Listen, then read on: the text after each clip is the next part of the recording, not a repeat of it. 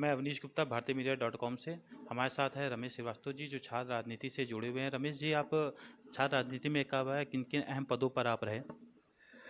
देखिए, मेरे राजनीतिक जीवन की जो जन्मभूमि कही जाएगी, वो लखनऊ विश्वविद्यालय है। लखनऊ विश्वविद्यालय छात्र संघ से मेरे राजनीतिक जीवन की शुरुआत हुई।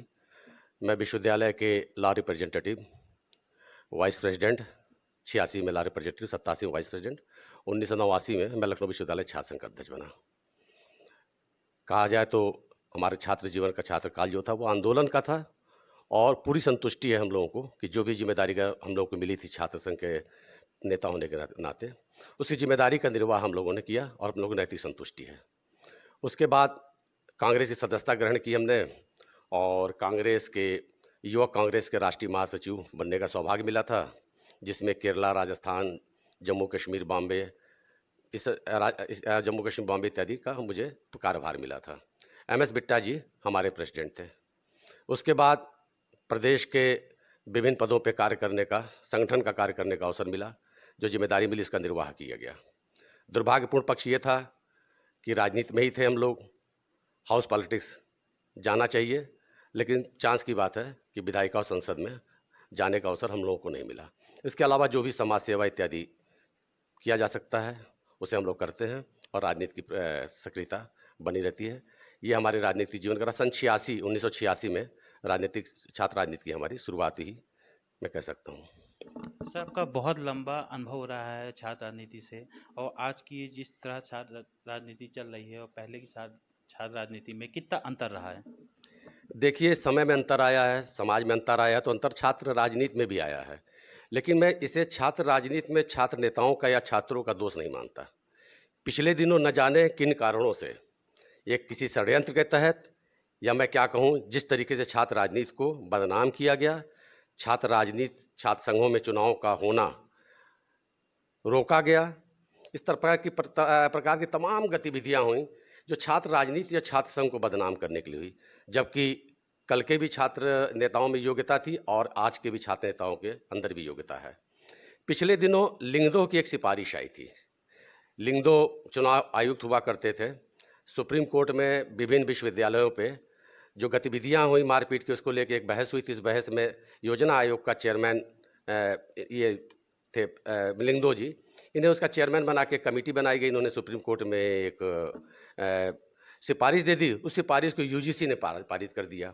अब पूरे देश में लिंगदो के सिफारिश के आधार पर छात्र संघ का चुनाव होने लगा।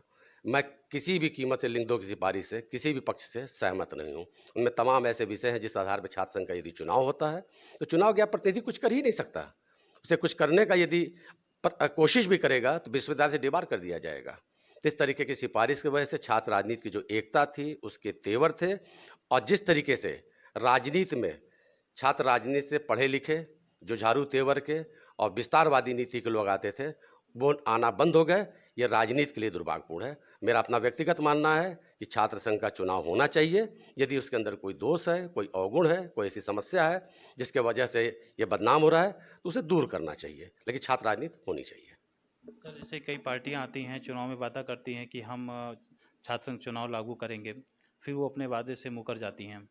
पिछली सरकार में भी, इस सरकार में भी। तो आपको क्या लगता है, इसमें छात्र चुनाव आगे होने की संभावना है? देखिए, मैं आपसे वही बात पहले कहा ना कि न जाने किस षड्यंत्र के तहत लोग न जाने किस बात से डर रहे हैं कि छात्र संघ का चुनाव करने से पता नहीं क्यों अवॉइड किया गया। देखिए, मैं लखनऊ विश्वविद्यालय का हूँ। लखनऊ विश्वविद्यालय एक छात्र संघ चुनाव कितने लंबे समय से नहीं हुआ। मुझे थोड़ी सी जानकारी है कि एक हाई कोर्ट में कोई रीट था, उसमें उच्च शिक्षा सचिव को कुछ अपनी बातें रखनी थी, न तो उन्हें रखा और न हाई कोर्ट का स्टे खत्म हुआ, इसलिए लखनऊ विश्वविद्यालय छात्र संघ का चुनाव नहीं हुआ। पिछले दिनों समाजवादी पार्टी, निश्चित रूप से छात्रों की हित की पार्टी कही जाती है, लेकिन समाजवादी पार्टी की सरकार रही, छात्र संघ का चुनाव नहीं हुआ। बहुजन समाजवादी पार्टी की सरकार रही, छात्र संघ का चुनाव नहीं हुआ। वर्तमान में भारतीय जनता पार्टी का सरकार है और छात्र संघ चुनाव नहीं हुआ। तो मैं कैसे इस बात को कह दूं कि इन लोग छात्र राजनीति को प्रोत्साहित कर रहे हैं, जबकि सभी क्या विद्यार्थी संगठन है। ये लोग किन्हीं भी कारणों से ये चीज़ें हो रही है, दुर्भाग्यपूर्ण है। छात्र संघ का चुनाव निश्चित रूप से होना चाहिए। जिस तरह शैक्षिक परिसर से विभिन्न क्षेत्रों की प्रतिभाएं निकलती हैं, उसी तरह राजनीति की क्षेत्र की प्रतिभा भी शैक्षिक परिसर से निकलनी चाहिए। और किसी भी व्यक्ति को, चाहे वो छात्र हो या समाज का कोई भी प्राणी हो, अगर राजनीतिक चेतना उसके अंदर नहीं है, राजनीतिक जागरूकता नहीं है, तो शायद अपने देश के नीति निर्धारकों को सही तरीके से वो नकेल नहीं कर सकते। इसलिए हर व्यक्ति के अंदर राजनीतिक जागरूकता होनी चाहिए और नीति निर्धारक नेता होता है, राजनीतिक पार्टियां होती हैं, उनकी सरकारें बनती हैं और नीतियों का निर्धारण वही करते हैं। तो कौन पार्टी, किसकी नीति, किसके सिद्धांत, किसके आदर्श अच्छे हैं, उनको चयन करने के लिए राजनीतिक चेतना का होना मैं तो समझता हूँ कि बहुत ही आवश्यक है। इसलिए हर व्यक्ति को राजनीतिक होना चाहिए। सर, आप राजीव गांधी जी के भी साथ रहे हैं काफ़ी लंबे अरसे तक, तो उनके साथ आपको कैसा अनुभव? देखिए, राजीव जी तो एक अद्भुत व्यक्तित्व थे। इतने सौम्य, सरल, सहज, सुंदर, शालीन, सभ्य, मैं क्या-क्या शब्द प्रयोग करूं। राजीव जी जैसा नेता कभी-कभी पैदा होता है। इतने सुंदर व्यक्तित्व के स्वामी थे वो। उनके बहुत करीब जाने का हम लोग को मौका मिला था।